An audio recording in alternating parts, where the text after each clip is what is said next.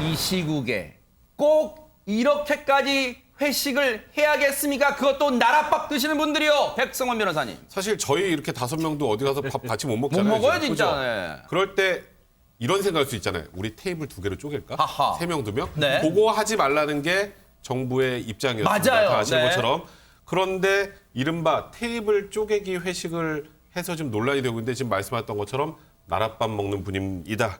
시민의 신고로 고남석 연수구청장이 많은 일행 음식점을 방문해서 테이블을 쪼개서 회식했다는 논란이 일었고요. 이에 대해서 인천 연수경찰서 측에서는 명백히 방역수칙 위반이라고 판단해서 인천시에 통보를 해서 논란이 되고 있는 상황입니다. 지금 화면에 보이는 인물이 고남석 인천 연수구청장입니다. 그런데 당시의 상황이 어땠길래 테이블 쪼개기 회식 논란이 일고 있는 겁니까? 김복준 의원님. 31일 날 낮 12시라고 합니다. 네. 낮 12시에 인천 연수구 동춘동에 있는 한 식당이 네. 고깃집이라고 그러는데요. 네.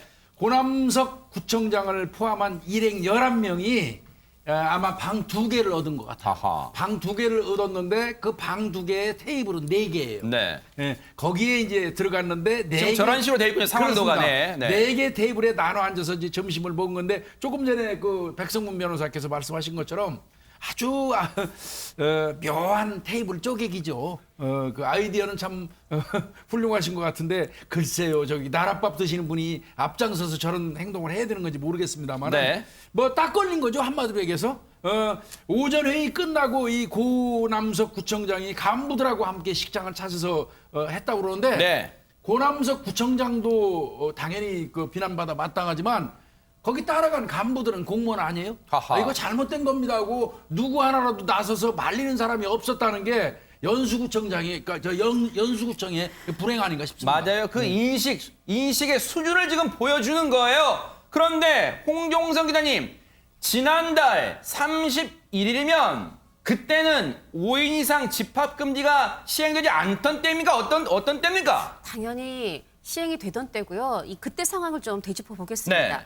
이제 우리가 아침마다 전날 확진자가 0시 기준 몇 명이었지 확인하잖아요. 맞아요. 그날 967명, 1000명이 육박하고 있었고 세상에. 그 전날 12월 30일은 1050명이었어요. 아. 그리고 우리가 또 가만히 생각해 보면 원래 2.5단계가 이제 12월 23일부터 1월 3일이었습니다. 그런데 12월 27일에 2주 연장해서 1월 17일까지 연장한다라는 우리가 텔레비전 보고 있을 때 갑자기 속보가 나오면서 그랬죠. 총리가 나와서 네. 얘기를 하신 그 내용이었어요. 그러면 그게 12월 27일인데 12월 31일은 얼마나 이게 엄중하면 2주 연장을 한 그리고 연일 1000명을 오르락내리락하는 그런 상황이었는데 5인 이상 집합금지라는 게 사적 모임도 안 된다는 것이고 5명 이상이 다 같이 어떤 다중 이용 시설을 예약해서 동반 입장도 안 된다는 거 아닙니까? 그 모두를 한 겁니다. 네. 이에 대해서 인천 연수구 측의 입장은 뭘까요? 최단비 변호사님. 네, 연수구 측에서는 오전에 회의를 했는데 회의가 다 끝나지 않아서 이제 식사를 하면서 회의를 계속했다. 즉 이때 식사 자리는 업무의 연장이기 때문에 공적 모임이고 방역수칙 위반이 아니다. 이런 입장을 내놨습니다. 네. 업무의 연장선상이다. 공적 모임이다. 정말 그럴까요? 관련해서요. 서울시가 분명히 밝혔던 얘기가 있어요. 한번 들어보시고 이어가 보도록 하겠습니다. 지금이 코로나19 확산세를 꺾을 수 있는 마지막 기회입니다.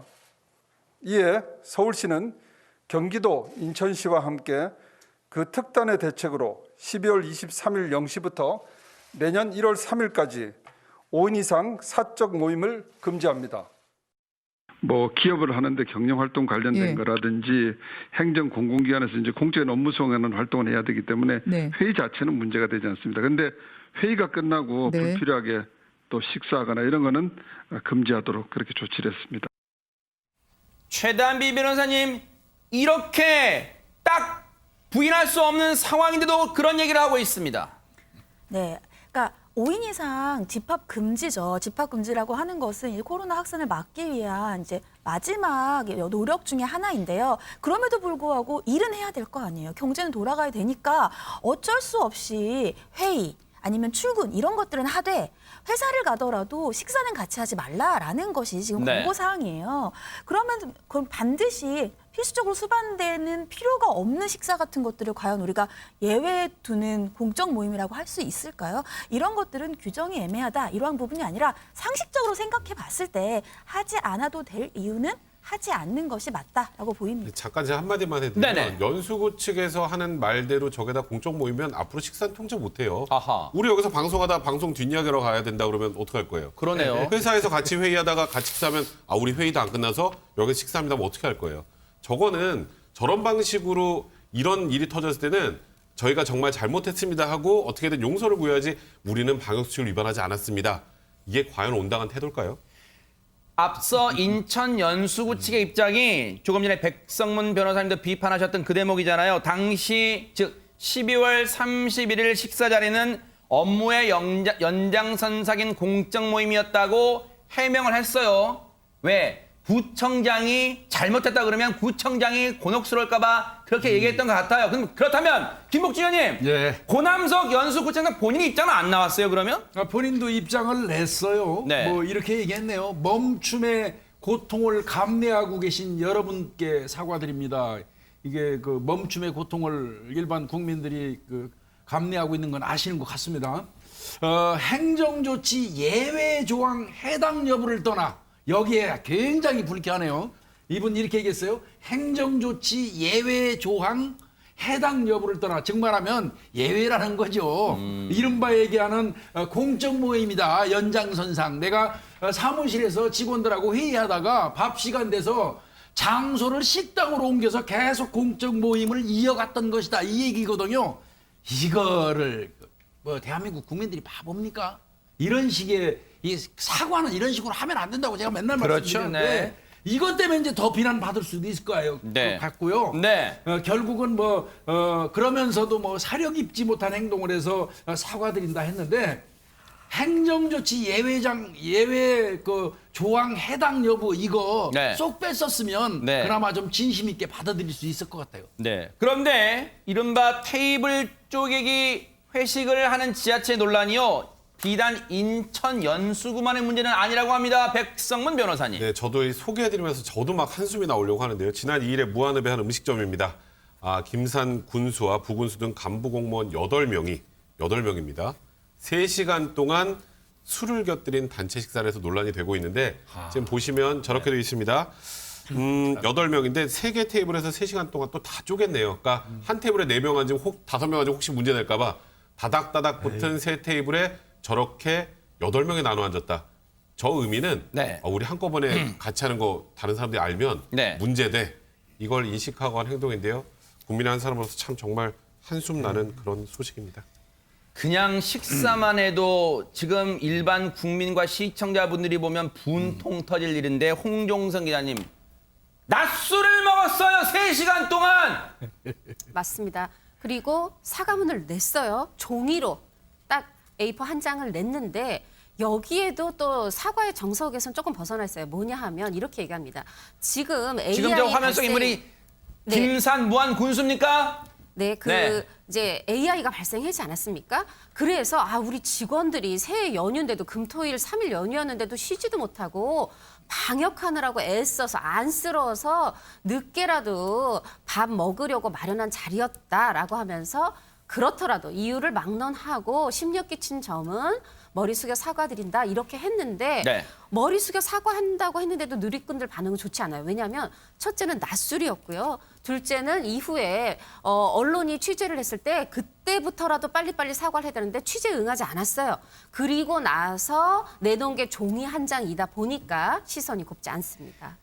그냥 사과를 하면 되는데 꼭 그러면서도 자기는 한없이 부하 직원들한테 선량하고 인자한 사람으로 남고 싶은가 봐요. 가축 방역 담당 부서 직원들이 안쓰러워서 늦은 점심이라도 낮술을 먹은 거예요. 최단비 변호사님. 네, 그렇죠. 그러니까 결국은 이렇게 계속해서 문제가 지적이 되니까 이 상급기관에서 전라남도가 5일 사실 확인에 나섰습니다. 근데 사실을 확인해보고 만약에 이것이 정말 업무와 관련된 출장이었다라고 하면은 뭐 주의나 훈계 등의 경징계를 내리고 고의로 방역수칙을 위반했다라고 하면 견책이나 감봉 같은 중징계를 내리겠다라고 했는데 문제는 이렇게 상급기관인 전라남도가 이렇게 결정을 한다고 하더라도 이것이 기초자치단체에는 권고 사안이에요. 그러니까 인사위원회를 열어서 달리 결정을 하면 어떻게 할 방법이 없고 더해서 이 군수 같은 경우는 정무직 공무원이잖아요. 그러니까 정무직 공무원에 대해서는 기관 경고 조치만 가능한 상황입니다. 이거요, 솜방망이 대응하면 안 됩니다.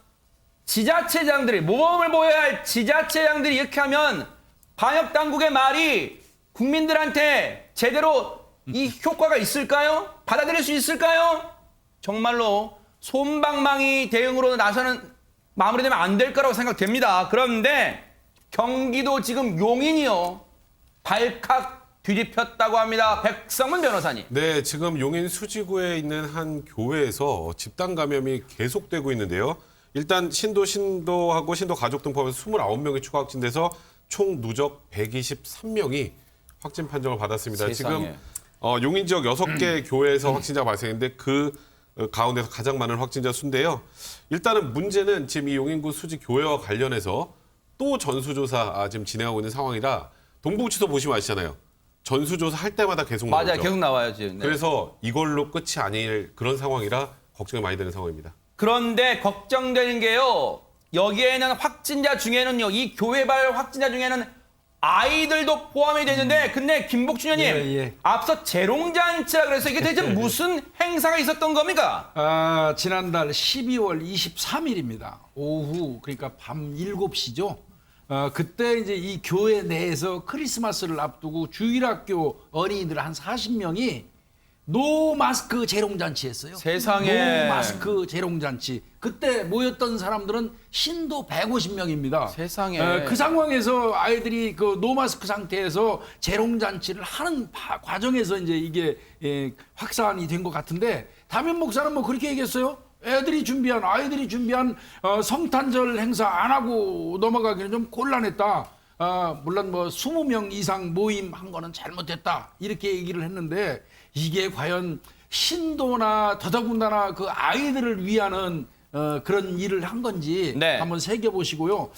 교회에서 좀 앞장서서 이런 거는 좀 구분 좀 해줬으면 좋겠어요. 아니, 지금 서울, 경기, 인천은 수도권은요, 2.5단계이기 때문에 비대면 예배를 권고하고 굳이 대면 예배 때는 인원수를 제한하고 있는데, 그럼 경기도 용인 이 지자체는 뭐 하고 있었던 겁니까? 최단미 변호사님. 이 용인 씨가 그러면 제대로 점검을 했느냐 또 이런 지적이 나오고 있는데요. 왜냐하면 주일 예배만 점검을 하고 이 평일 예배는 사실상 단속의 사각지대가 아니냐 이러한 얘기들이 나오고 있는 거예요. 근데 용인 씨에 따르면 일주일 내내 교회 예배를 다 점검하기는 사실상 불가능해서 일요일 주일 예배를 위주로 점검을 했는데 앞으로는 이 평일 저녁 예배에 대해서도 점검을 해서 방역수칙 위반 여부를 파악을 하겠다 이렇게 얘기는 하고 있습니다.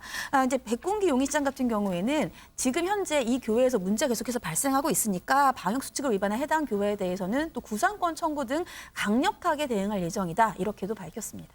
자, 이런 가운데 한쪽에서는요, 오랜 기간 계속되는 방역 수칙에 지금 허리를 졸라매도 어려운 업주분들이 이른바 방역 불복 운동에 나서고 있습니다. 홍종선 기자님. 그렇습니다. 이분들한테는 생계를 넘어서 인생일 수도 있어요. 그런데도 불구하고 방역 수칙을 지금 철저히 지켜오고 있었고 당국의 방침을 따르고 있었는데 한편에서는 이렇게 지금 교회 재롱잔치, 노마스크 재롱잔치로 이렇게 123명 나오니까 이분들 속 터질 거예요. 정말 끝이 안 보일 겁니다. 하다 보니까 지금 이 전국 헬스클럽 관장 협회장 이분이 포천에서 이 이제 헬스클럽을 하고 계신데 나 방역수칙 정확히 지켜서 말하자면 이 헬스장 열겠다라고 선언을 했어요. 네. 그러면서 뜻을 같이 하는 분들 같이 좀 열자라는 거예요. 뭐냐면 지금 정말 계속 끝이 안 보이고 하다 보니까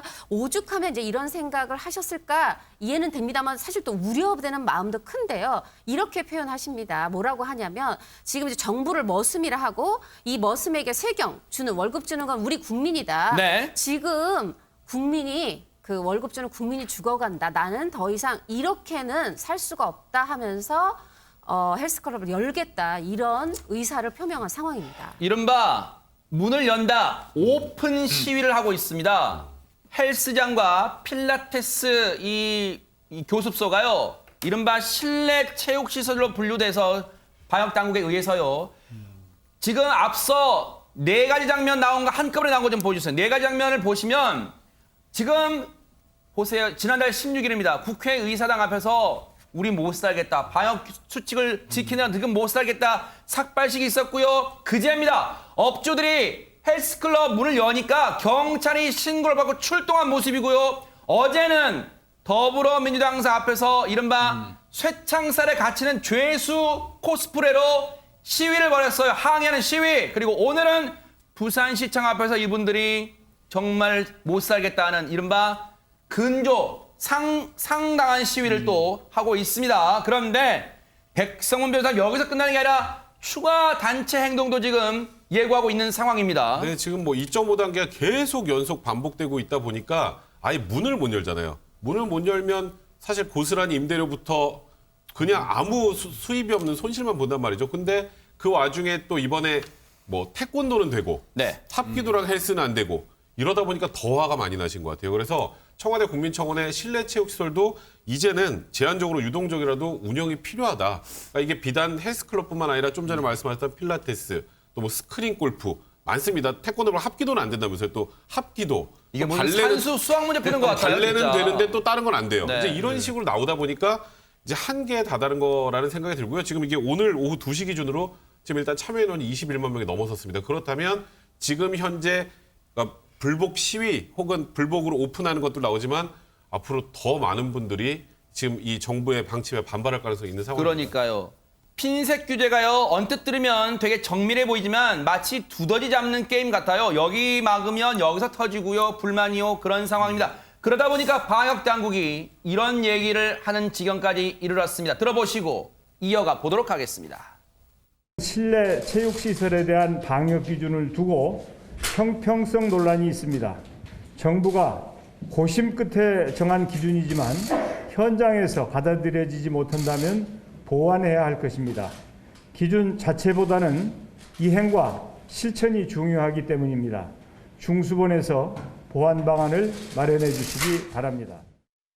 자, 그런데 이런 집단 불복 움직임이 비단 헬스장 이 업장만의 문제는 아닙니다. 다른 목소리도 한번 들어보시고 이어가 보도록 하겠습니다. 이 상황에 집세를 97만 원 올려달라는 거예요. 저 건물주한테 그랬어요. 나 약 먹고 유서 쓰고 죽어버릴 거라고. 저희 그렇게 정말 절박한 상황이다니까요. 300만 원? 나 그거 안 받을래. 그리고 그냥 문 열게 해달라고요. 우리가 거지 아니에요. 그 돈 안 받고 나 문 열고 돈 벌었어. 집세도 내야 되고 나 애들하고 먹고도 살아야 돼. 이걸 누가 감당을 해주냐고요. 그냥 일방적이잖아. 지금 얘기를 들어보면 헬스장, 비단 헬스장만의 문제가 아니라 다른 업종까지 지금 불만들이 번지고 있는 상황입니다. 최단비 변호사님. 네, 그러니까 첫 번째로는 이 형평성 문제. 아까 백성 변호사님 말씀해주신 것처럼 왜 어떤 업종, 예를 들면은 학원업으로 분류되어 있는 건 되고 실내 체육업은 안 되냐라는 것이고요. 두 번째는 이 감염병 예방법에는 손실보상 규정이 없어요. 그러니까 결국은 우린 손실보상도 못 받고 재산권 침해받는 것이 아니냐 이런 얘기들이 나오는데요. 일부 이 유흥업소 유흥업소를 업주도 같은 경우에는 아니 낮에 음식점은 술을 파는데 밤에 유흥업소에서 술 마시면 코로나에 걸리느냐. 이게 형평성이 없다라는 거죠. 결국은 형평성과 실효성이 있는 대책 마련이 필요합니다. 이제는 정부가 진지하게, 방역 당국이 진지하게 고민해봐야 될 시점이 온 게 아닌가 이런 생각을 해봅니다.